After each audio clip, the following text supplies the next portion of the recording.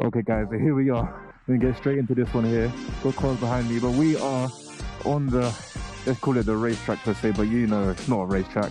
But where we're gonna do our top speed and acceleration test. The back is fully restricted, nice and warmed up. Let these cars go past us. And then got our speedometer here, GPS.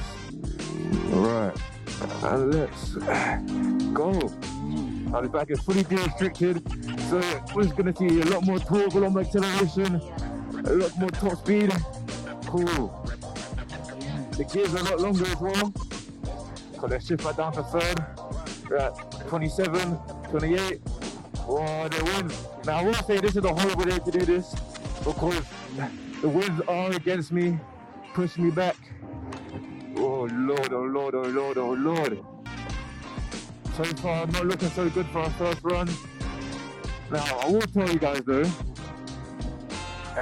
outside of the test, I have managed to get about 50 miles per hour going downhill. Now, I'll tell you that from the beginning.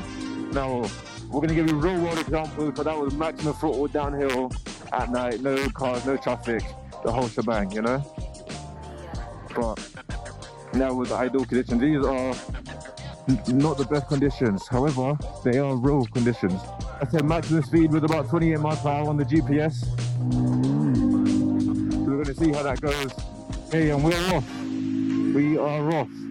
So about 34, 35, 36, 37, 38, 39, 40 miles per hour, 41, and we've got a speed camera, so let's slow down a bit, you know. 28, 30, 32, 34, look at the speed, 37, 38, 39, 40, 41. This is uphill as well, we're still increasing.